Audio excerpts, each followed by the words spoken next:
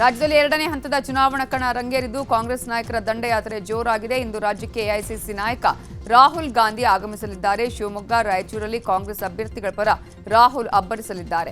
ಮಧ್ಯಾಹ್ನ 12:25ಕ್ಕೆ ಶಿವಮೊಗ್ಗ ಏರ್ಪೋರ್ಟ್ಗೆ ಬಂದಿಳಿಯಲಿದ್ದು ಗೀತಾ ಶಿವರಾಜ್ ಕುಮಾರ್ ಪರ ರಾಹುಲ್ ಮತಯಾಚಿಸಲಿದ್ದಾರೆ. ಶಿವಮೊಗ್ಗದಲ್ಲಿ ಬೃಹತ್ ಸಮಾವೇಶ ಆಯೋಜನೆ ಮಾಡಲಾಗಿದೆ. ಸಿಎಂ ಸಿದ್ದರಾಮಯ್ಯ, ಡಿಸಿಎಂ ಡಿಕೆ ಶಿವಕುಮಾರ್, ರಣದೀಪ್ ಸಿಂಗ್ ಸುರ್ಜೇವಾಲಾ, ನಟ ಶಿವರಾಜ್ ಕುಮಾರ್ ಭಾಗಿಯಾಗಲಿದ್ದಾರೆ.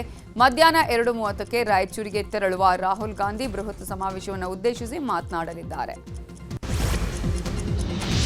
ಶಿವಮೊಗ್ಗದ ಮೈಲಾರಲಿಂಗೇಶ್ವರ ದೇವಸ್ಥಾನ ಬಳಿಯ ರಸ್ತೆಯಲ್ಲಿ ಆಯೋಜಿಸಲಾಗಿದ್ದ ಸಾರ್ವಜನಿಕ ಸಭೆಯಲ್ಲಿ ಕುರ್ಚಿ ತೆಗೆಸಿದ್ದಕ್ಕೆ ಈಶ್ವರಪ್ಪ ಗರಂ ಆಗಿದ್ದಾರೆ. ಅನುಮತಿ ಪಡೆದರೂ ವೇದಿಕೆ ಮೇಲಿನ ಕುರ್ಚಿ ತೆಗೆದಿದ್ದಾರೆ. ಇದು ಕಾಂಗ್ರೆಸ್ ಹಾಗೂ ಯಡಿಯೂರಪ್ಪ ಹೊಂದಾಣಿಕೆ ಮಾಡಿಕೊಂಡು ತೆಗೆಸಿರಬಹುದು ಅಂತ ಕೆಂಡ ಕಾರಿದ್ದಾರೆ.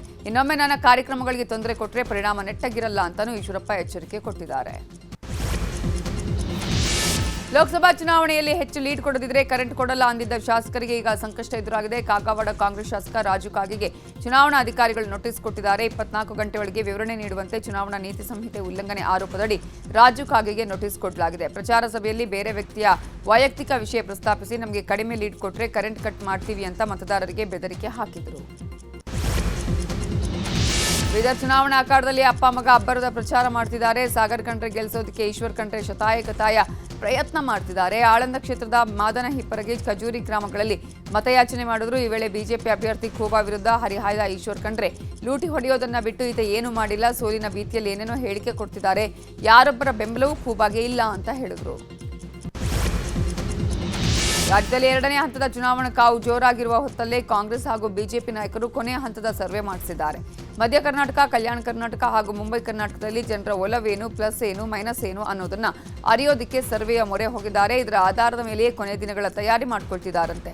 ಬಿಜೆಪಿಗೆ ಮೋದಿ ಹಾಗೂ ಕೇಂದ್ರದ ಸುಭದ್ರ ಆಡಳಿತವೇ ಅಸ್ತ್ರವಾದರೆ ಕಾಂಗ್ರೆಸ್ಗೆ ಗ್ಯಾರಂಟಿಗಳೇ ಬ್ರಹ್ಮಾಸ್ತ್ರವಂತೆ. ಇದನ್ನು ಮುಂದಿಟ್ಕೊಂಡು ಅಬ್ಬರದ ಪ್ರಚಾರವನ್ನ ಮಾಡಲಿದ್ದಾರೆ. ಶಿವಮೊಗ್ಗದ ಬಿಜೆಪಿ ಅಭ್ಯರ್ಥಿ ರಾಘವೇಂದ್ರ ಗೆಲ್ಲಿಸೋದಕ್ಕೆ ಬೈಂದೂರು ಶಾಸಕರು ಮೋದಿ ಅಸ್ತ್ರ ಹೂಡಿದ್ದಾರೆ. ನಮ್ಮ ಕ್ಷೇತ್ರದಲ್ಲಿ 1 ಲಕ್ಷ ಲೀಡ್ ತಂದ್ರೆ ನಮ್ಮೂರಿಗೆ ಮೋದಿಯನ್ನ ಕರೆಸ್ತೀವಿ ಅಂತ ಶಾಸಕ ಗಂಟಿಹೊಳಿ ಕಾರ್ಯಕರ್ತರಿಗೆ ಪ್ರತಿಜ್ಞೆ ಮಾಡಿಸ್ತಿದ್ದಾರಂತೆ. ಕಾಶಿ ಕಾರಿಡಾರ್ನಂತೆ ಕೊಲ್ಲೂರು ಕಾರಿಡಾರ್ ಅಭಿವೃದ್ಧಿ ಆಗಬೇಕು, ಹೀಗಾಗಿ ಮೋದಿಯನ್ನ ಪ್ರಧಾನಿ ಮಾಡಲು ಕಾರ್ಯಕರ್ತರ ಬಳಿ ಸಂಕಲ್ಪ ಮಾಡಿಸ್ತಿದ್ದಾರೆ. ಕೇಂದ್ರ ಗೃಹ ಸಚಿವ ಅಮಿತ್ ಶಾ ನೇಹಾ ಹಿರೇಮಠ್ ಕುಟುಂಬಸ್ಥರನ್ನ ಭೇಟಿ ಮಾಡಿ ಸಾಂತ್ವನ ಹೇಳಿದ್ರು. ಹುಬ್ಬಳ್ಳಿ ಸಮಾವೇಶ ನಡೀತಾ ಇದ್ದ ನೆಹರು ಮೈದಾನದಲ್ಲಿ ನೇಹಾ ತಂದೆ ನಿರಂಜನ್ ಹಿರೇಮಠ್ ಮತ್ತು ತಾಯಿ ಗೀತಾ ಭೇಟಿಯಾಗಿ ಮಾತುಕತೆ ನಡೆಸಿದರು. ಅಮಿತ್ ಶಾ ನಿಮ್ಮ ಜೊತೆ ನಾವಿದ್ದೇವೆ ಅನ್ನುವ ಭರವಸೆಯನ್ನ ಕೊಟ್ಟಿದ್ದಾರೆ. ಹಾವೇರಿ ಲೋಕಸಭಾ ಕ್ಷೇತ್ರದ ಬಿಜೆಪಿ ಅಭ್ಯರ್ಥಿ ಬಸವರಾಜ ಬೊಮ್ಮಾಯಿ ಪರ ನಟಿ ಶ್ರುತಿ ಅಬ್ಬರದ ಪ್ರಚಾರ ಮಾಡಿದ್ದಾರೆ. ಈ ವೇಳೆ ಮಾತನಾಡಿದ ನಟಿ ಶ್ರುತಿ, ಬಿಜೆಪಿ ಪಕ್ಷ ದೇಶವನ್ನು ರಕ್ಷಣೆ ಮಾಡ್ತಿದೆ, ಆದರೆ ನೀವು ಕಾಂಗ್ರೆಸ್ ಗ್ಯಾರಂಟಿಗಳನ್ನು ನಂಬಬೇಡಿ. 50 ವರ್ಷಗಳ ಕಾಲ ಕಾಂಗ್ರೆಸ್ನವರು ಏನ್ ಮಾಡಿದ್ದಾರೆ ಅಂತ ಕಾಂಗ್ರೆಸ್ ವಿರುದ್ಧ ವಾಗ್ದಾಳಿ ನಡೆಸಿದರು. ಚಿಕ್ಕೋಡಿ ಲೋಕಸಭಾ ಕ್ಷೇತ್ರದ ಅಭ್ಯರ್ಥಿ ಅಣ್ಣಾಸಾಹೇಬ್ ಜೊಲ್ಲೆ ಪರ ಮಹಾರಾಷ್ಟ್ರ ಸಿಎಂ ಏಕನಾಥ್ ಶಿಂದೆ ಇವತ್ತು ಪ್ರಚಾರ ಮಾಡಬೇಕಾಗಿತ್ತು. ಆದರೆ ಕೊನೆ ಗಳಿಗೆಯಲ್ಲಿ ನಿಪ್ಪಾಣಿಯಲ್ಲಿ ನಡೆಯಬೇಕಾಗಿದ್ದ ಶಿಂದೆ ಕಾರ್ಯಕ್ರಮವನ್ನು ರದ್ದುಗೊಳಿಸಲಾಗಿದೆ. ಮಹಾರಾಷ್ಟ್ರ ಸಿಎಂ ಏಕನಾಥ್ ಶಿಂದೆ ಅವರನ್ನು ಕರೆತಂದು ಮರಾಠ ಮತದಾರರನ್ನು ಸೆಳೆಯೋದಕ್ಕೆ ಬಿಜೆಪಿ ಪ್ಲಾನ್ ಮಾಡಿತ್ತು. ಆದರೆ ಶಿಂದೆ ಆಗಮಿಸದ ಕಾರಣ ಕಾರ್ಯಕ್ರಮವನ್ನು ರದ್ದುಗೊಳಿಸಲಾಗಿದೆ.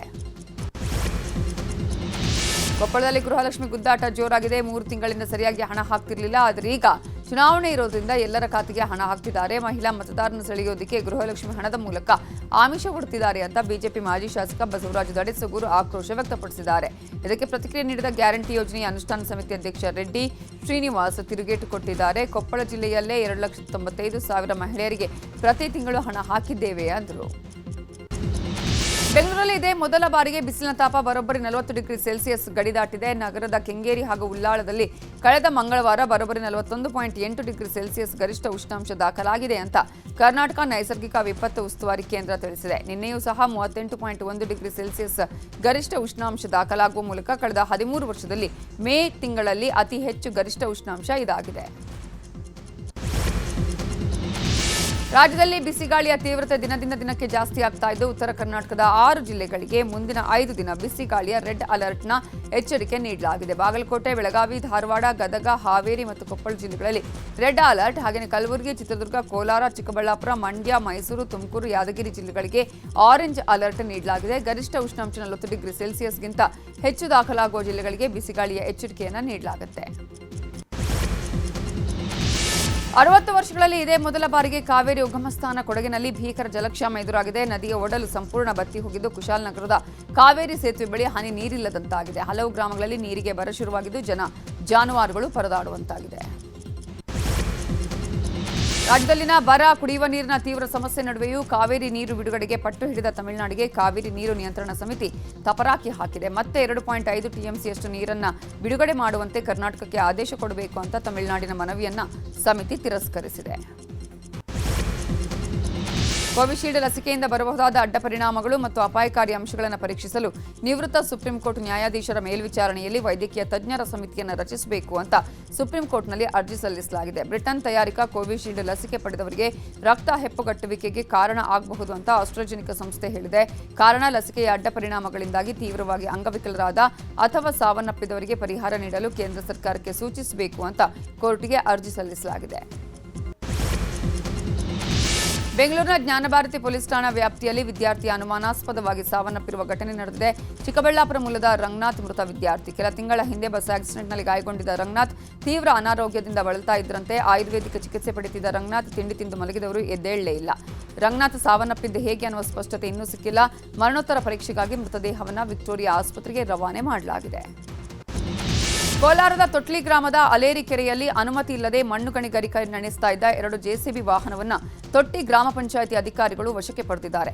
ಕಳೆದ 2 ವರ್ಷಗಳಿಂದ ತೊಟ್ಟಿ ಗ್ರಾಮ ಪಂಚಾಯಿತಿ ವ್ಯಾಪ್ತಿಯ ಅಲೇರಿ ಕೆರೆಯಲ್ಲಿ ಮಣ್ಣು ಗಣಿಗಾರಿಕೆ ನಡೀತಾ ಇತ್ತು. ಇಷ್ಟು ದಿನ ಆದರೂ ಯಾವೊಬ್ಬ ಅಧಿಕಾರಿಯೂ ಇತ್ತ ಕಣ್ಣೆತ್ತಿ ನೋಡಿರಲಿಲ್ಲ. ದೇಶದಲ್ಲಿ ಇದೇ ಮೊದಲ ಬಾರಿಗೆ ಒಂದೇ ತಿಂಗಳಲ್ಲಿ 2 ಲಕ್ಷ ಕೋಟಿ ರೂಪಾಯಿಗೂ ಅಧಿಕ ಜಿಎಸ್ಟಿ ಸಂಗ್ರಹವಾಗಿದ್ದು ಹೊಸ ದಾಖಲೆ ನಿರ್ಮಾಣವಾಗಿದೆ. ಏಪ್ರಿಲ್ನಲ್ಲಿ ಬರೋಬ್ಬರಿ 2.10 ಲಕ್ಷ ಕೋಟಿ ರೂಪಾಯಿ ಜಿಎಸ್ಟಿ ಬೊಕ್ಕಸಕ್ಕೆ ಹರಿದು ಬಂದಿದೆ. 2023ರ ಏಪ್ರಿಲ್ನಲ್ಲಿ 1.87 ಲಕ್ಷ ಕೋಟಿ ರೂಪಾಯಿ ಸಂಗ್ರಹವಾಗಿದೆ. ಈವರೆಗಿನ ದಾಖಲೆಯಾಗಿತ್ತು. ವರ್ಷದಿಂದ ವರ್ಷಕ್ಕೆ ಜಿಎಸ್ಟಿ ಬೆಳವಣಿಗೆಯ ದರ ಶೇಕಡಾ 12.4ರಷ್ಟು ಏರಿಕೆ ಆಗಿದೆ ಅಂತ ಕೇಂದ್ರ ಹಣಕಾಸು ಸಚಿವಾಲಯ ಮಾಹಿತಿ ಕೊಟ್ಟಿದೆ. ಆಂಧ್ರಪ್ರದೇಶದಲ್ಲಿ ಟಿಡಿಪಿ ಮೈತ್ರಿ ಸರ್ಕಾರ ಅಧಿಕಾರಕ್ಕೆ ಬಂದರೆ ಬಡವರಿಗೆ ಫ್ರೀ ಸೈಟ್ ನೀಡೋದಾಗಿ ಘೋಷಣೆ ಮಾಡಿದ್ದ ಚಂದ್ರಬಾಬು ನಾಯ್ಡುಗೆ ದೊಡ್ಡ ತಲೆನೋವಾಗಿದೆ. ಟಿಡಿಪಿ ಬಿಡುಗಡೆ ಮಾಡಿದ ಫ್ರೀ ಸೈಟ್ ಭರವಸೆ ನಮ್ಮದಲ್ಲ ಅಂತ ಬಿಜೆಪಿ ಹೇಳಿಕೆ ಕೊಟ್ಟಿದೆ. ಈ ಮೂಲಕ ಟಿಡಿಪಿಯ ಪ್ರಣಾಳಿಕೆಯಿಂದ ಮೈತ್ರಿ ಪಕ್ಷಗಳು ಅಂತರವನ್ನ ಕಾಯ್ದುಕೊಂಡಿದೆ. ಯಾದಗಿರಿಯ ಸಾಮಾಜಿಕ ಹೋರಾಟಗಾರ ಉಮೇಶ್ ಮದ್ನಾಳರ ಸಾಮಾಜಿಕ ಕಾರ್ಯಕ್ಕೆ ಜನ ಮೆಚ್ಚುಗೆ ವ್ಯಕ್ತಪಡಿಸಿದ್ದಾರೆ. ಹೃದಯ ಶಸ್ತ್ರಚಿಕಿತ್ಸೆಯಾದ ಒಂದೇ ವಾರದಲ್ಲೇ ಜನರಿಗೆ ಮತದಾನ ಜಾಗೃತಿ ಮೂಡಿಸುತ್ತಿದ್ದಾರೆ. ಹಳ್ಳಿಗೂ ತೆರಳಿ ವಿನೂತನವಾಗಿ ಮತದಾನದ ಜಾಗೃತಿ ಮೂಡಿಸುತ್ತಿದ್ದು ಪ್ರಜಾಪ್ರಭುತ್ವದ ದೊಡ್ಡ ಹಬ್ಬದಲ್ಲಿ ಎಲ್ಲರೂ ಭಾಗಿಯಾಗಿ ಅಂತ ಮನವಿ ಮಾಡ್ತಿದ್ದಾರೆ.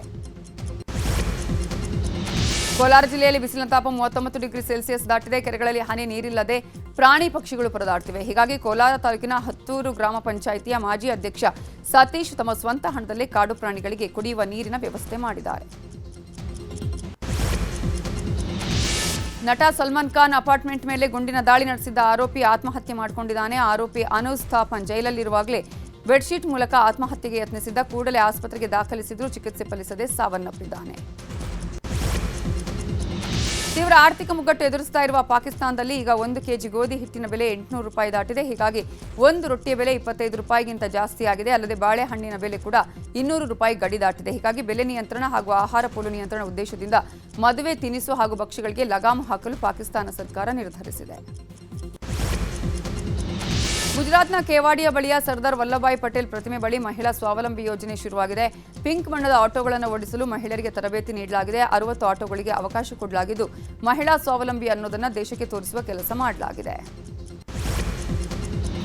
ಚೆನ್ನೈ ಸೂಪರ್ ಕಿಂಗ್ಸ್ ವಿರುದ್ಧ ಪಂಜಾಬ್ ಭರ್ಜರಿ ಗೆಲುವು ದಾಖಲಿಸಿದೆ. ತವರಿನೆಲದಲ್ಲೇ ಸೂಪರ್ ಕಿಂಗ್ಸ್ಗೆ ಸೋಲಿನ ಶಾಕ್ ಎದುರಾಗಿದೆ.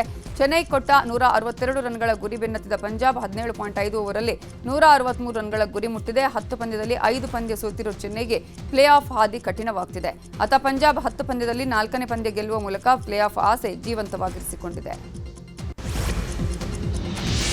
ಈ ಬಾರಿ ಐಪಿಎಲ್ ಟೂರ್ನಿಯಲ್ಲಿ ಪ್ಲೇ ಆಫ್ ಸ್ಥಾನವನ್ನು ಬಹುತೇಕ ಭದ್ರ ಮಾಡಿಕೊಂಡಿರೋ ರಾಜಸ್ಥಾನ ರಾಯಲ್ಸ್ ಹಾಗೂ ಸನ್ರೈಸರ್ಸ್ ಹೈದರಾಬಾದ್ ತಂಡಗಳು ಇವತ್ತು ಮುಖಾಮುಖಿಯಾಗಲಿವೆ. ಸತತ 2 ಪಂದ್ಯ ಸೋತಿರುವ ಹೈದರಾಬಾದ್ ಪಾಲಿಗೆ ಈ ಪಂದ್ಯ ಪ್ಲೇ ಆಫ್ ಕಾರಣಕ್ಕೆ ಮಹತ್ವದ್ದು ಅನಿಸಿದೆ. ಹೈದರಾಬಾದ್ನ ರಾಜೀವ್ ಗಾಂಧಿ ಇಂಟರ್ ನ್ಯಾಷನಲ್ ಸ್ಟೇಡಿಯಂನಲ್ಲಿ ರಾತ್ರಿ 7:30ಕ್ಕೆ ಪಂದ್ಯ ಆರಂಭವಾಗಲಿದೆ. ಕನ್ನಡಿಗರ ಮೆಚ್ಚಿನ ನಿಮ್ಮ ನ್ಯೂಸ್ 18 ಕನ್ನಡ ಈಗ ವಾಟ್ಸ್ಆಪ್ನಲ್ಲಿಯೂ ಲಭ್ಯ. ಕರ್ನಾಟಕ ಮತ್ತು ದೇಶ ವಿದೇಶದ 360 ಡಿಗ್ರಿ ಸುದ್ದಿ ವಿವರವನ್ನ ನೀವು ನಿಮ್ಮ ಕೈ ಬೆರಳುಗಳಲ್ಲಿಯೇ ಪಡೆಯೋದಿಕ್ಕೆ ಈ QR ಕೋಡ್ ಅನ್ನ ಸ್ಕ್ಯಾನ್ ಮಾಡಿ. ನಮ್ಮ ಚಾನೆಲ್ ಅನ್ನ ಫಾಲೋ ಮಾಡಿ, ನೋಟಿಫಿಕೇಶನ್ ಆನ್ ಮಾಡಿ.